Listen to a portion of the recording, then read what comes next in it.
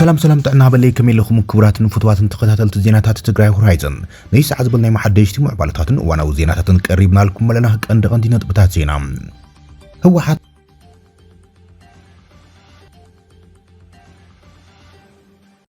كاب منجست فيدرال زوسود سجمتات نفس مكلخال سجمت الموساد عقداسي كم زخنا عزخاخيرم العلواي مريحنات تودب كاب بوغن فيدرال زن صلالو زلو حدقاتات سجمتي ابي قمت اتنا كننقاساسي قبئنا زبل ملأخت حليفلام ابي رئيس كتما ايرترا اسمرا هصوص استبحلا اكيبا دبلوماسيات تخايدلام ايرترا محصنتا اقيبالا بزرزر حيزنا لنا ابي رئيس كتما بستفصم كبيد مدقعت سب البون فرتي بوحدو 18 سبات تقتلهم وحاتن امريكا متنقام زي كمزلون كله مكتل بريزيدنتن مكتل ابومبر وحاتن اتو امانيل اسفام تخبيبنا لنا كبل قلي سلام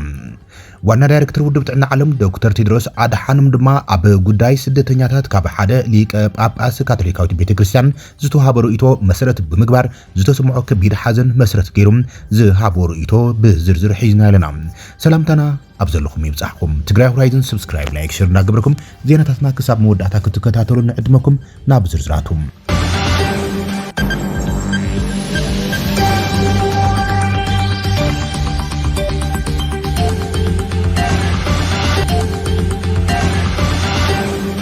هو حد كاب منجست فيدرال زوسود سجمتات نفس مكلخال سجمتن موساد عقداسي كم زخنا عزخاخيرم عبال فصامي سراح واحد دكتور ابراهام تخسته سجمتات منجست فيدرال ابي قمت اتنام ننقساقس علنا كبل ملأخت حليفهم ابي لعلي تግራይ نزفصم زلو صوت منجست فيدرال ابي قمت بمؤتام كلهم حفتات وشطاوي اتتن بسرعات بمكاب حويت كنجد يغبا يلولو دكتور ابراهام سرعات محدرا جبر تግራይ ملكيتو بعل مزلمات تግራይ مدباتون مسلات مس امرر حبيت مخرم نقدن زفراتن محبراتن مداركتا اكلاتن ابزسالت وحبراوي مدرخ صبصاب مس قربه رؤيتاتن ملأختاتن حاليفملام عبال فصامي سراح واحد دكتور ابراهام تخستم ابا تاخخبا ግብር ዘሎ ጸገም ዝበሎ ፍትሐውነትን ካልኦት ጸገማትን ምዕራይ ምስ መዳርክታ አካላት ዝተዋሃደ ስራሕቲ ምስላጥ የግባ ኢሎም ሃፍቲ ትግራይ ዝኾኑ ኩሎም ፍልፍላት እቶት ዳግመ ህንጸትን ሕዌትን ትግራይ ክውዕሉ ዘተሓሳሰበ ዶክተር ابراهام ሃፍታት ትግራይ ብምብኻንን ውልቀ ረብሓ ብምውዓልን ዘይሕጋዊ ተግባራት ኣብ ልዕሊ ዝፍጽሙ ዘለዉ ሰባት ስርዓት ክንትሕዞም ኢና ኢሎም መንግስቲ ፌደራል ካብ ትግራይ ክረኽቦ ዝግባእ ግብሪ በአግባቡ እናረኸበም በአንጻሩ ትግራይ ካብ መንግስቲ ፌደራል ክትረኽቦ ዝግባእ ሓበራዊ እቶት بصحيتام كاب ملأخ طويلو سلا زركب بزي موصال سلا زي كال بزغبايم كحسبولن نتغبارو دمام بونه كسرحالون زغبا الالام حلافيت بيرو معدن تግራይ ويزرو برخت ገብረ መድህን በወገናም ኩናት ዝፈጥሮ ጸገም ነጽርካ በመቅማጥ ውሽጣዊ ሃፍቲ በመድንፋዕ ካብ ወርቅ ክርከብ ዝግቡ አታዊ በአግባቡን ምእካብን ዘይሕጋዊ ነጋዱን ዶላርን በሕጊ ዝሕተትሉ መስርሕ ክጠናኸር ከም ዝግባ መልእኽቲ ሓሊፋ ፕሬዝዳንት ቤት ምኽሪ ንግድን ዘፍራትን ማሕበራት ትግራይ አቶ በርሁ ሃፍቲ በወገኖም ነጋዶ ኣብ ምኽፋል ግብሪ ዘሎም አበርክቶን ምዕባይ ቅድመ ሕዚም ንፌደራላውን ክልላውን አታዊ ዝገብሩ ዝነበሩ ነጋዶን ሰብሃብትን ብፍላይ ኣብ ዛዕቢ መደብ ምእካብ እቶት ንክዕውቱም ክስራሕ ይግባ ኢሎም ሃፍቲ ትግራይ ንኽዕብት كلهم فلفلات اتوتك خفوتن نغاداي هافتو زنقساقسو لعدل كفطرن يغبا زبل دمام بريزيدنت بيت مخزفر محبرات كتما مقله اتو ጸጋይ ሓድግዮም በዓል መዚሉ መዓት እቶት ትግራይ ኣብ ክረምታዊ መደባት 1.2 ቢልዮን ብር ኣብ በጀት ዓመት ድማም ካብ 30 ክሳብ 35 ቢልዮን ብር ንምእካብ ትልምሒዝ ይሰርሕ ከም ዘሎ እዩ ገሊጹ ዘሎም ابي رئيس كتما ايرترا اسمرا هصوص اخيبا دبلوماسيات تخايللم اتا اخيبا بمينستري غديات وصاي ايرترا استصوع كم زخونه نمفلات تخايللم ايرترا حبرات هاجرات نتخونታት سبع مسلات اب ايرترام ككتاتل زموزو فولي وكيل دون كبلو يصاوعي تقريب علام مينستر غديات وصاي ايرترا عثمان صالح بربو ابتا هاجر نزركب دبلوماسيات وصاي ابزهابو اواناوي مبرهم اتمزنت مسلي ايرترا اب مدوان كبير غدات እናውረደ ይክብል ከሲ ሰላም እዚ ዝቅጽል ዘሎ ጎስጓስ አቦጋዊ መጋባያታት حبرات هاجرات زنبوعن زي ميزاناوي ترخاب بمفتار قبل علي وشتاو كنتاتنام زنصلالو زيكونو عالماوي رديت بمسنعن كبيد عنوت اوريديو كم زولم اب منغساو محكنا زينا تهاجر زوص زينا املكيتلام ابتي ابرسه كتما اسمرا استخايدا خيبام اتو ጉዳይ اب منغو ايرتران حبرت اوروبان زلو زمدنام كتحلالخو كم صنحون اتمني سرزخاخيرلم لتي اب منغو ايرتران حبرت اوروبان محبرسه بعالم صنحم اب حبراو ربح سمركوس زمدنا قصال عنقفات كوين يركبيلم بزعبا فولي وكيل كلتياوي صمدو مقصال حنا ፀረብ ሓየቡልን ዘለና ዲፕሎማሲያዊ ዓቕሚ ወይ ድሩት ትካላዊ ግዜውን ኣብኡ ክነጥፎ ኣይኮናን ይብል እቲ ኤርትራዊ ሚኒስትሪ ጉዳያት ወፃኢ ኣብ ዝሓለፈ ወርሒ ፀብጻቡን ቤት ምክሪ ሰብኣዊ መሰላት ሕብረት ሃገራት ዘቕረበም ፍሉይ ወኪል መሐመድ ዓብድልሳላም ባቤከር ኣብ ኤርትራ ዘይሕጋዊ ማእሰርቲ ጉዱድ ምስዋርን ሕማቕ ኣተሓዛ እስራትን ዝርከቦም ከበድቲ ገሰት ሰብኣዊ መሰላት ይፍጸሙ ከም ዘሎም ገሊጹ ከም ዝነበረ ዝዝከር እዮም ሰብ መዚ ኤርትራ ግን ዝቐርበሎም ክስታት ምግሃስ መሰላት ፖለቲካዊ ድርኺት ዘለዎ እዩ ብምባልዮም እናነጽጎ መጽኦም ኣብቲ መስርሕ ዝጠፍእ ዝበሎ ልዕሊ 8 ሚልዮን ዶላር ኣሜሪካ ልዕሊ 120 ሚልዮን ናቕፋ ዝግመት ኣብ ትሕቲ ርእስኻ ምኽኣል ዝብል ሞዴል ኤርትራ ንልዕሊ 100,000 ዜጋታት ዘገልግል ብፀሓይ ሶላር ዝሰርሕ ትሕተ ቅርጺ ማይ ክህነጽ ከም ዘኽእል ኣዘኻኺሩ መንግስቲ ኤርትራ ምስተን መዝነት እቲ ፍሉይ ወኪል ዝድግፋ ወገናት ዝገብሮ ምይይጥ ብቋምነት ዝተሓፀ ምዃኑ ነፍሊጦም ፍሉያት ወኪላት ስፔሻል ራፖርተር ሰብኣዊ መሰላት ንሓደ ዓመት ከገልግሉ ብቤት ምክሪ ሰብኣዊ መሰላት ሕብረት ሃገራት ኣብ ጀኔቫ ዝምዘዙ እዮም ኣብ 2012 ተሓለቕቲ መሰላት ብዘካየድዎ ጎስጓስን ብምርሕነት ጅቡቲ ሶማልያን ናይጀርያን ንሰብኣዊ መሰላት ኤርትራ ዝከታተል ቦታ ፍሉይ ወኪል ንፈለማ እዋን ተፈጢሩ ኣሜሪካ ብሪጣንያን ሃገራት ሕብረት ኣውሮፓ ነቲ በተን ኣፍሪቃውያን ሃገራት ዝቐረበ እማምም ሙሉእ ደገፍ ሂቦን ነይረን እየን በዚ መሰረት ማውሪሻዊት ሼይላ ቢኪታሩት ፈላሚት ፍሉይ ወኪል ብምዃን ንኩነታት ኤርትራ ክትከታተል በቲ ቤት ምክሪ መዝነት ተዋሂብዋ ኣብ ጉንበት 2013 ኣብ ዘረቦት ፈላሚት ፀብጻባ ኣብ ኤርትራ ዘይሕጋዊ ምርሻን ምስቃይን ዝርከቦም ሰፊሕ ምግሃስ ሰብኣዊ መሰላት ይካየድ ከም ዝነበረ ኣቃሊዓ ዘመዚ ኤርትራ ናብቲ ሃገር ኣትያ ከይተጻሪ ፍቃድ ስለ ዘይሃብዋ ፀብጻብ ብቕንዱ ኣብ ምስክርነት ኤርትራውያን ስደተኛታት ዝተመርኮሰ ከም ዝኾነ ኣገሊጻ ኣብ 2014 ኣብ ዘቕረበቶ ካልእ ፀብጻብ እቲ ኩነታት ፍሉይ ኮሚሽን ዘድልዮ ምዃኑ ብዝኣመመቶ መሰረት ድማ ፍሉይ ኣጻራይ ኮሚሽን ሕብረት ሃገራት UN ኮሚሽን ኦፍ ኢንኳሪ ተመስሪቶም ኪታሩት ኣባል ናይቲ ብሰለስተ ኮሚሽነራት ዝቆመ ኮሚሽን ብምዃን ክሳብ 2016 ኣገልጊላ ነይራ እቶም ካልኦት ኣባላቱ ኣብ ወንበር ናይቲ ኮሚሽን ዝነበረ ኣውስትራልያዊ ማይክ ስሚዝን ጋናዊ ቪክተር ዳንኳን እዮም ነይሮም እቲ ኮሚሽን ኣብ ሰነ 2015 ኣብ ዘቕረቦ ፈላሚ ፀብጻብ ብመንግስቲ ኤርትራ ዝተፈጸሙ ምግሃስ ሰብኣዊ መሰላት ምስ ገበናት ኣንጻር ሰብኣውነት ዝዳረግ ከም ዝነበሩ እዮም ገሊፆምዎም ኣብ 2018 ንኪታሩት ብምትካእ ፍሉይ ወኪል ጉዳያት ሰብኣዊ መሰላት ኤርትራ ኮይና ዝተመዘት ዳንኤላ ክራባዝ ዝተባሃለ ዜጋ ደቡብ ኣሜሪካ ሃገር ቺሊ ነይራ ንሳውን ብወገና ኣብ ዘቕረበቶም ክልተ ፀብጻባት ኩነታት ሰብኣዊ መሰላት ኤርትራ እናኸፍአ ከም ዝኸደ ያሰኒዳ ንዓኣተኪኡ ኣብ መስከረም 2020 ዝተመዘዘን ክሳብ ሎሚ ዝከገልግሉ ዝጸንሕ ድማ ሱዳናዊ ዶክተር መሐመድ ዓብድልሳላም ኣባቢያክር እዮም ኣብ ዝሓለፈ 6 ዓመታት ኣብ ዘቕረቦም ፀብጻባት መንግስቲ ኤርትራ ኣብ ልዕሊ ዜጋታቱ ዘይሕጋዊ ምርሻን ስቅያት ጉዱድ ምስዋር ምግሃስ መሰላት ሃይማኖታዊ እምነት ነጻነትን ፕረስን ከምኡን ጉዱድ ዕስክርና ይፍጽም ከም ዘለዩ ከቃልዕ ጸኒሖም ኤርትራ ዓመታዊ መዝነት ፍሉይ ወኪል ከይሕደስ ሓያል ጎስጓሳት ምጉታትን ከተቐርብ እኳ ተጸንሐት ኣይሰለጣን እዮም ፀብጻባት እቶም ፍሉያት ወኪላት ኣብ ሓተት ዕቑባት ዝመስረቶም ተኣማንነት ዘይብሉን ነቲ ሃገርን ምድሃልን ንምስይጣንን ብምዕራባውያን ሃገራት ዝተወጠነ እዩ ብምባልዮም ሰብ መዚ ሃገር ዝምግቶም እንትኾነ ብዙሓት ላዕለዎት ሚኒስትራትን ጀነራላትን ዝርከቦም ኣባላት ሃገራዊ ባይቶም ከምኡን ብዙሓት ጋዜጠኛትን ልዕሊ 20 ዓመታት ኣብ ስውር ኣብያተ ማእሰርቲ ተታሒዞም ከም ዘለዉ ዝፍለጥ እዮም ብዘይካዚ ሓያሎ ወንጌላውያን ኣብያተ ክርስቲያን ኣቕሽቲ ኦርቶዶክሳዊት ቤተክርስትያን ከምኡን መምሃራን እስላማዊ ትካላት እውን ኣብ ስውርን ሓውሲ ስውርን ኣብያተ ማእሰርቲ ተታሒዞም ኣሎም ዳርጋ ኩሉ እቲ በቶም ፍሉያት ወኪላት ከቕርቡ ፀንሑ ፀብጻባት ኣብቲ ሃገር ግዛኣት ሕጊ ከም ዘለኦም ዝገልጾም ነቲ ሃገር ብዘይቋምን ሃገራዊ መረፃን ልዕሊ 35 ዓመታት ዝመርሓ ዘሎ ውልቀ መላኺ ኢሳያስ ኣፈወርቂ ነቲ ኣብ 1993 ዝቆመ መሰጋገሪ ሃገራዊ ባይቶ ካብ 2002 ኣትሒዙ ብምፍራስ ዝኾነ ተሓታትነት ዘይብሉ ምልካዊ ስርዓት ተኺሉ ከም ዘሎ ዝፍለጥ እዮም ኣብ ርእሰ ከተማ ብዝተፈጸመ ጅምላዊ መጥቃዕቲ ሰብ ኣልቦ ነፈርቲ 18 ሰባት ተቐቲሎም ሩስያ ኣብ ርእሰ ከተማ ዩክሬን ኬቭ ዘካየደቶ ሰፊሕ መጥቃዕቲ ነፈርቲ ብውሕዱ 18 ሲቪላውያን ሰባት ተቐቲሎም ብሓይልታት ሩስያ ኣብ ልዕሊ ኬቭ ብዝተፈጸመ ሰፊሕ መጥቃዕቲ ሰብ ኣልቦ ነፋሪትን ሚሳይላትን ብውሕዱ 18 ሰባት ከም ዝተቐተሉ ተገሊጹ ብዘይካቶም ዝሞቱ 9 ሰባት ድማ ከም ዝቆሰሉ ተገሊጹ ሓላፊ ወተሃደራዊ ምምሕዳር ኬቭ ታይሞር ተካቾንኮ መብዛሕትኦም ግዳያት ህፃናት ምዃኖም ገሊጹ ብዙሓት ነበርቲ ካብ መረበቶም ተመዛቢሎም ኣለዉ እቲ መጥቃዕቲ ልዕሊ 11 ሰዓታት ከም ዝወሰደ ዝግለጽ ኮይኖም ጋንታ ቢቢሲ ኬቭ ትማል ረቡዕ ምሸት እውን ኣብ ዝበሉ ፍንጀራታት ኣተኣናጊዳ የሎም ከንቲባታ ከተማ ቪትሊ ክሊችኮ ነቲ ኣብ ልዕሊ ርእሰ ከተማ ዩክሬን ዝተፈጸመ መጥቃዕቲ ዝኸበደ መጥቃዕቲ ብምባል ዓርቢ መዓልቲ ሓዘን ምዃኑ ኣውጁ እቲ ከንቲባ ካብቶም ዝተሃስዩ ህንጻታት ሓደ መደብር ኣምቡላንስ ምዃኑ ገሊጹ ዩክሬን ሩስያ ሲቪላዊ ሰፈራታት ዒላማ ጌራ ክትብል ከይሳ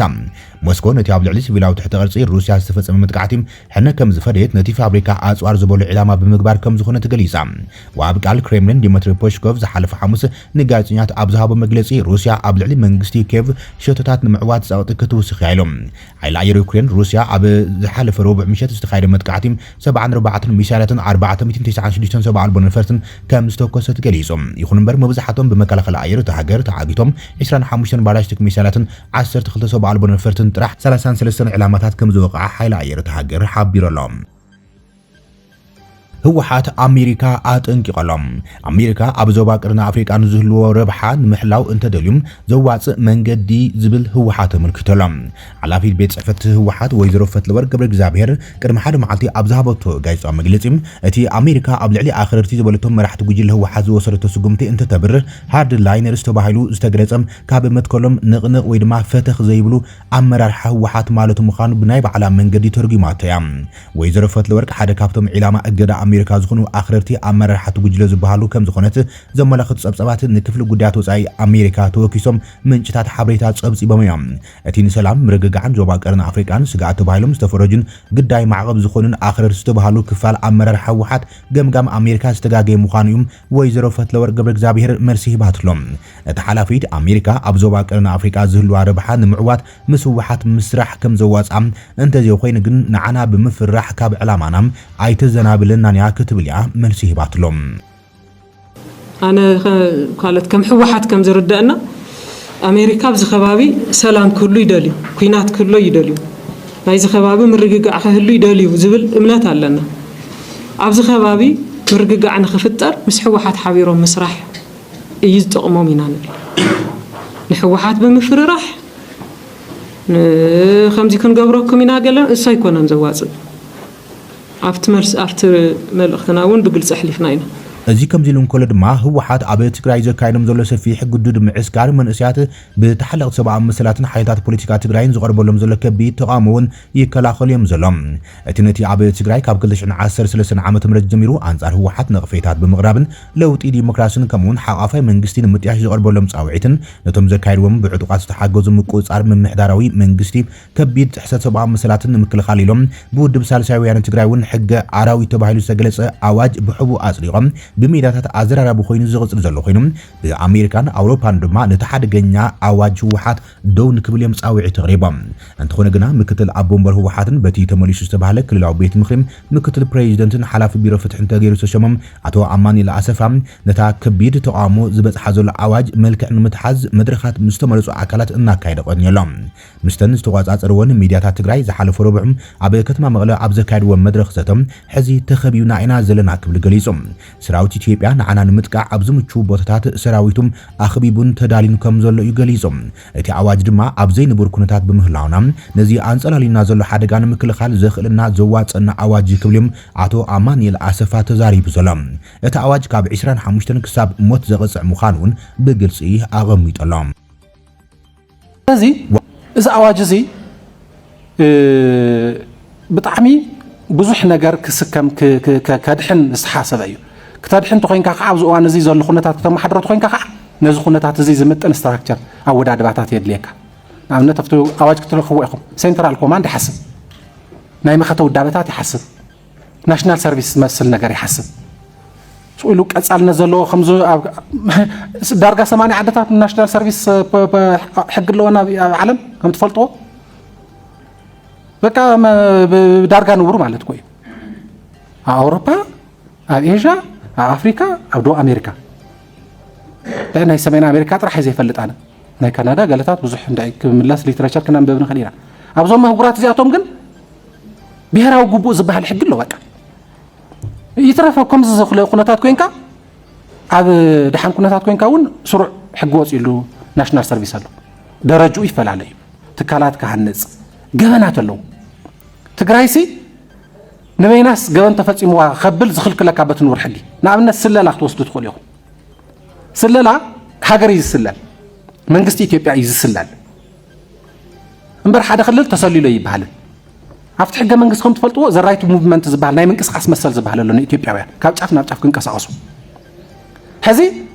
في قفز فص ملك زلوا بدل فص ملك جونسايز فص ملك قعز فص ملك خطفة كذا زلوا بعرف ما خلي من قصتي سوت لي أقول كحدا إثيوبيا أنا تقرأت لي أخوس بتنور حقي سلا لختو لا يدخل كسلل يجن مصي تقرأ كتفع بتنور حقك خداني يتخلل هذي نزي زملكات وصلا يخوين هاللي منقص زي نوعو زملكات حق وصيخه مو خمس ولا منقص قاس مغوار ما ناي صلعنت ناي سلل اي زبل حق نحر زي وصيخه تقرأ تو جبن حق دغ توص تخليها تقرأ زبلنا زلو مالتي مهم تايد اخ نقبر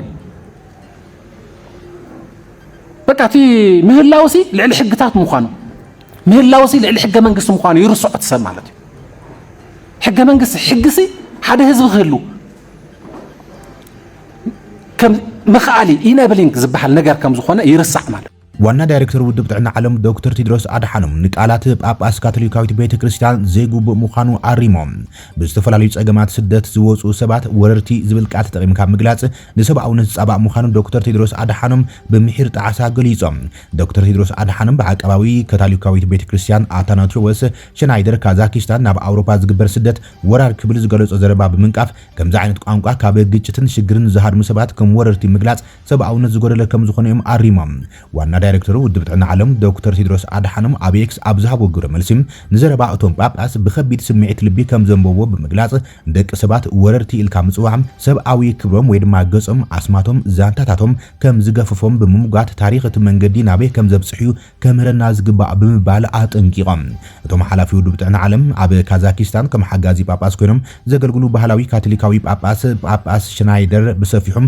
ዝተዘርግሐ ናይ ቃለ ምሕተት ክሊፓትዮም ምላሽ ይበምሎም ሽናይደር ኣብ 2025-26 ብዓቀባውያን ካቶሊካውያን ኣውሮፓውያን ማዕኸና ዜና ኣብ ዝተዘርግሐ ቃለ ምሕተት ስደት ናብ ኣውሮፓ ማለት ንክርስቲያናዊ መንነት ኣውሮፓ ንምዕፋን ንምድምሳስን ዝዓለመም ዝተወደበ ፖለቲካዊ ስጉምቲ ከም ዝኾነዮም ብተረጋጋሚ ሞጊቶም ነቲ ተርእዮ ወራር ኢሎም ብምግላጽ ምስቲ ሰፊሕ ኣጀንዳ ባህላዊ ለውጢ ኢሉ ዝገለጹ ድማ ኣተሓይዞም እዮም ኣብ ገማግም ኣውሮፓ ዝኣትዉ ሰባት ሰራዊት ኣይኮነን ካብ ኩናት ካብ ጥሜትን ተስፋ ምቑራጽን ዝሃደሙ ስድራ ቤታት እዮም ክብልዮም ምላሽ ሂቦም ዶክተር ቴድሮስ አድሓኖም ስለዚ ስደተኛት ክርስቲያን ኣስላምን ብማዕረም ቆልዑ ዝጻዕና ኣዴታት ብህይወት ክነብሩ ሕልሞም ዝቐበሩ መንእስያት ዝርከብዎም እዮም ኢሎም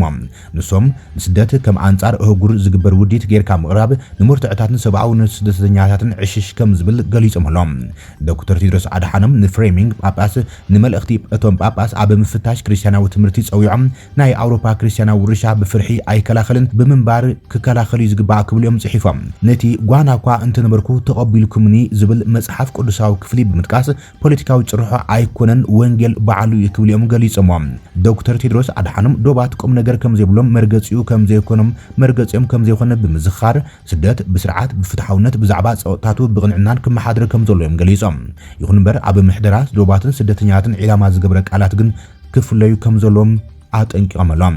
ኣብ መንጎ ምምሕዳር ስደትን ስደተኛት ኣጋንንቲ ምግባርን ፍልሊ ኣሎ ክብልዮም ጽሒፎም እቲ ቀዳማይ ፖሊሲኡ እቲ ካልኣይ ድማ ኣብ ናይ ሓባር ሰብኣውነትና ቁስሊ ዘዕርፍ እዩ ብምባልዮም ዶክተር ቴድሮስ አድሓኖም ልባዊ ምኽሮምን ርህራሄዮምን ገሊጾም ርህራሄ ድኽመት ኣይኮነን ፍርሕ ድማ እምነት ኣይኮነን ውዲት ዘይኮነ ሰባት ክንርእዩ ንመርጽ ብምባልዮም ዋና ዳይሬክተር ውድብ ጥዕና ዓለም ዶክተር ቴድሮስ አድሓኖም ንልቢ ብዙሓት ዝተንከፈ መልእኽቲ ኣሕሊፎም ክቡራትን ፍትዋትን ተኸታተልቲ ዜናታት ትግራይ ሆራይዘን ይስዓዝ ብናይ መሓደሽቲ ምዕባለታትን እዋናዊ ዜናታትን ዛዚምና ኣለና ንሰናይ ምክትታልኩም ነመስግን ሰላም